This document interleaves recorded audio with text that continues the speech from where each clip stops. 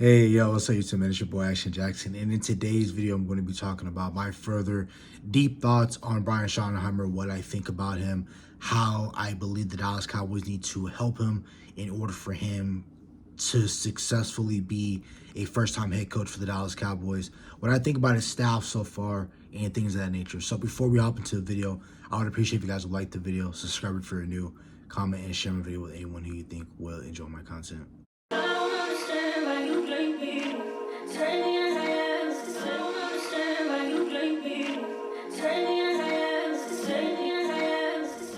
So, hopping straight into it.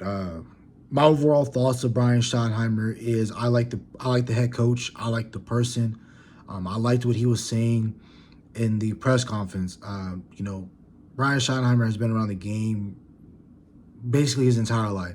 If you guys don't know, his dad is Marty Schottenheimer, and he was a head coach in the league. He was a really good head coach. He didn't win the Super Bowl, but he was a damn good head coach, and his son wanted to follow along in his footsteps. And he's been all over the world talking about Brian Schottenheimer in terms of the NFL world. He has been everywhere, whether it was in Washington or the Rams or Jacksonville. Everyone knows where his stints have been if you just Google it, his past coaching experiences.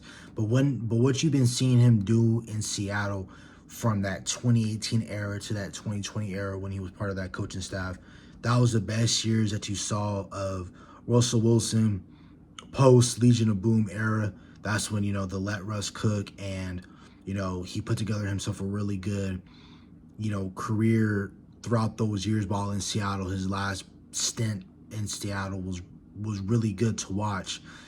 Outside of that very last year, that 2021 year when he broke his finger on that Thursday night against the Rams. But other than that, they were number one rushing unit in 2018. Seattle Seahawks was. Then they were a top 10 rushing unit in 2019, and they were top 10 in offense in both of those years. I believe that Brian Schottenheimer will get us back to what the Dallas Cowboys always have been at their core, and they've always been a running football team. I believe that the Dallas Cowboys, we've seen the past 5 years under Mike McCarthy, what it looks like with this team when we're super pass happy and we're trying to throw the ball 40, 45, 50 times a game. We even seen Dak Prescott throw for 60 times in a playoff game against Green Bay Packers, and that was a game we got obliterated in because we had a slow start. What I want from Brian Schottenheimer had really some great quotes in his press conference. He was saying that he's really good with the X and the O's, but he is a better people person, and I think that's what you need in this league. And as a head coach, if you have that ability to have grown men be able to run through a wall for you, I think that you already will win the team. The team will be able to do anything that it takes to win a football game for you, and that's what you need in this league. We all know this league is about Jimmys and Joes more than it is X and O's. But if the Dallas Cowboys can help him get those Jimmy and Joes, which I'll talk about later, but I think Brian Schottenheimer is doing a really good job so far in the preliminary stuff, just in the startup type of things. I think he's doing very well in the way he's speaking. And, he used all of the key words that we were looking for, all the colorful words that we were looking for.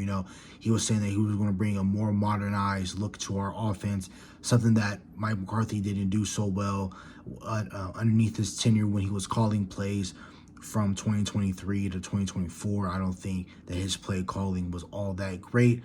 Of course, underneath his first year in the play calling, after it took CeeDee Lamb and Dak Prescott to cuss him out, that it took that to which we saw Dak Prescott elevate to a level we haven't seen him be, and that was second team All-Pro, finishing second behind Lamar Jackson in MVP voting, right? So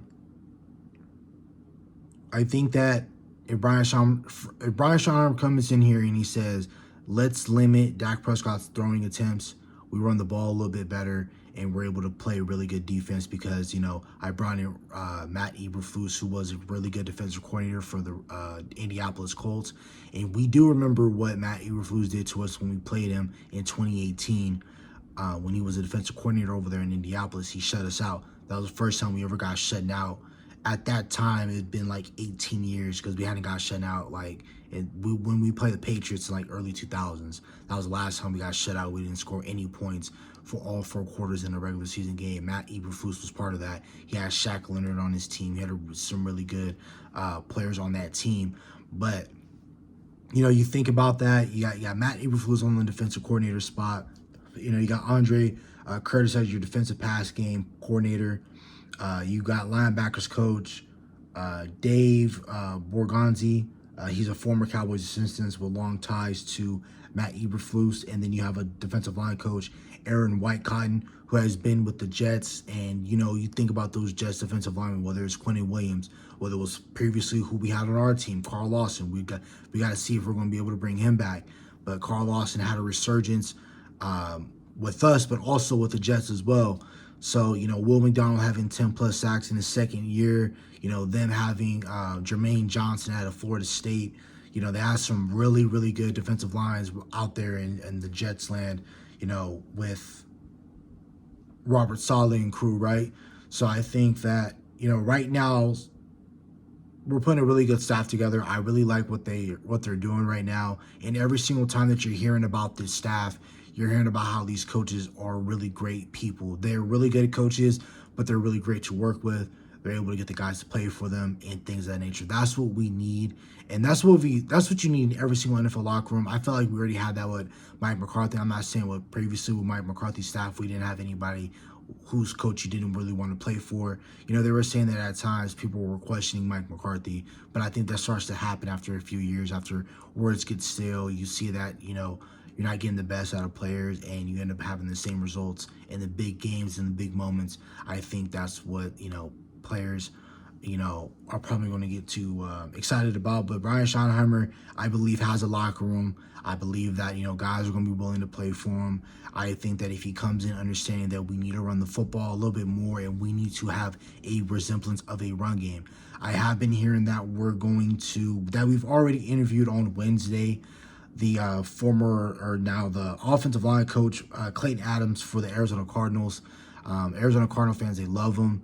They've been saying that, for the past 2 years, that's the best that their offensive line has ever played since they've been watching Arizona Cardinals football, which is true because in 2023, I believe they went like the first 5 weeks of the season without allowing the sack, and they played the Cowboys, they played the Rams, and they played the San Francisco 49ers. So they played against some really good defensive lines 2 years ago, and they were able to hold all of those great defensive lines to 0 sacks. I think that says something right there. And I think if you bring him in, and we already retained Lunda Wells underneath another contract extension, we extended Will McClay. So we've done a couple of things to, keep this core group of personnel and coaching together.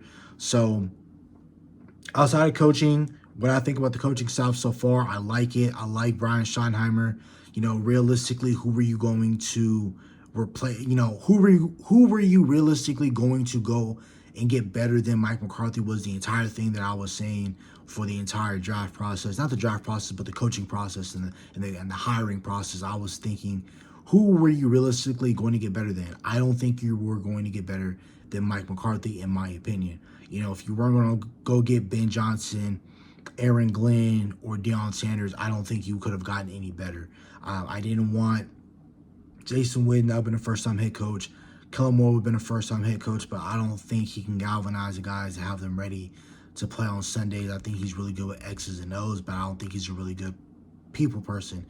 And, I felt that if we were to go retread with Pete Carroll, I would have been very upset that if we had Pete Carroll, because I would have just been like, hey, just retain Mike McCarthy. But us having an in-house hire, sticking with Brian Schottenheimer, so that's why this offense is familiar with the plays, and that's why it isn't a whole complete culture shift from playbook. It's just a philosophy change. We're going to be playing a lot more condensed formations, a lot of bunch formations, similar offense to what the 49ers run. Not exactly, we're not going to be that creative, I don't think. I don't know. Time will tell. We have 8 months until the regular season to find out when this is going to take place and how this offense is going to happen. But from the coaching standpoint, We're going to see, I will update on my community tab posts who we hire and things of that nature. But for me, the last part of the video that I will talk about is, what do the Dallas Cowboys need to do to help Brian Schottenheimer? For me, it is constantly doing what your competitors in your own division, forget about what everyone else is doing, just think about your own division. Your own division does not take anything for granted. Just because that they drafted a wide receiver, that doesn't stop them from trading a first round pick to go get an AJ Brown.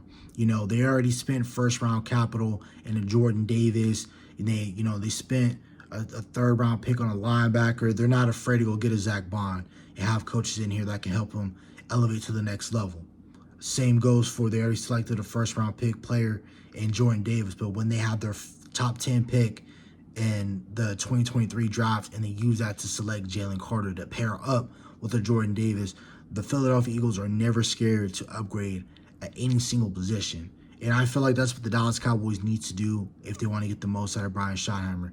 If you treat Brian Schottenheimer like chopped liver, like how you've been doing your past and previous head coaches, I think it would just be another failure of a head coach. It'd be just another failure of a waste of 4 years if we don't try to get Brian Schottenheimer the best possible roster that we can possible as with him at head coach.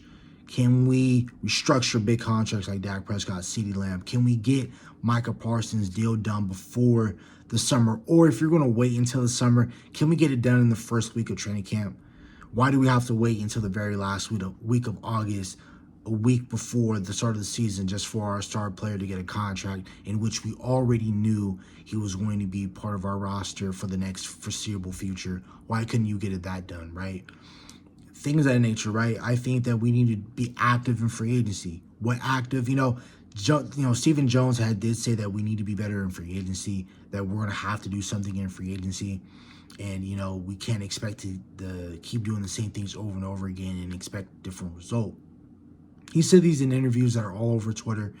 So for me, if you follow through on those words, I'm not holding the Joneses to those words. I don't believe that we're going to do much in free agency, but it has been reported that we're looking to add another wide receiver, that we're looking to make Osa Odighizuwa a top priority in free agency. What you're hearing is really good, but what the Dallas Cowboys are saying, what the front office members are saying, whatever they're saying about how they're trying to help their head coach has to be put into live action.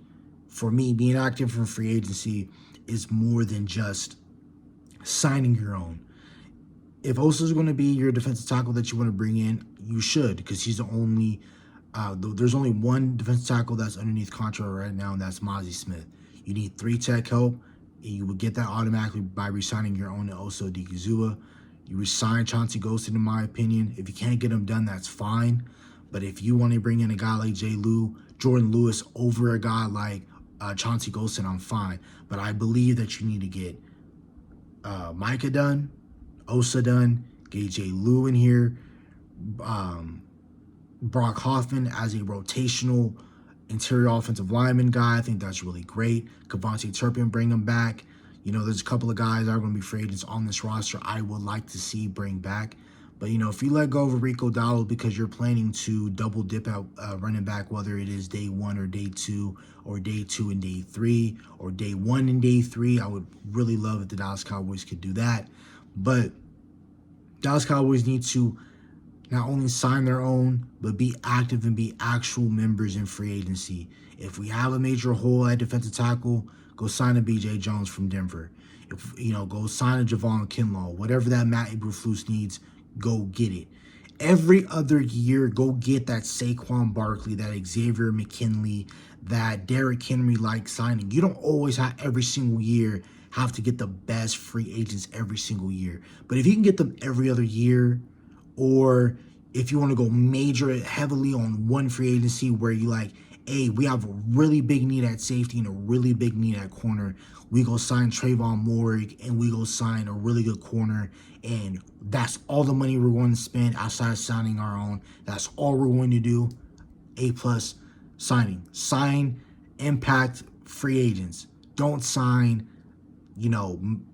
has-beens or guys that has been dealing with a lot of injuries that you feel like that were top 100 picks in prior drafts and feel like you can change them. Javonte Williams would be up that creek of what the Dallas Cowboys would do in free agency in previous years. So would a J.K. Dobbins, former third-round pick out of Ohio State, drafted by the Ravens. Dealing with a lot of injuries, if you sign him to a cheap deal, the Dallas Cowboys would love that. That would be a Dallas Cowboy-like move. We're going to see how invested this team is for their new head coach starting next month when it's time to re-sign your players and sign other players. It's going to be fascinating to see. Now, if they don't do anything, it's well expected. There's nothing more that they can do. But if they do something outside of signing their own and they're actually trying to get better at certain positions like offensive line, safety, linebacker, edge, defensive tackle, cornerback depth, running back depth, wide receiver, who knows, right? So again, I like what the coaching staff is looking like right now. The coaches are really great people. They're really great people. They're really great coaches to the players. And I think that these players will be able to run through a wall for these coaches. And then I also believe that the Dallas Cowboys need to help their coach by being active members in free agency and trying to get immediate game changer like players instead of just role players, right? So that's about it for the video. Hope you guys have a nice day. Stay safe, stay blessed. Bye.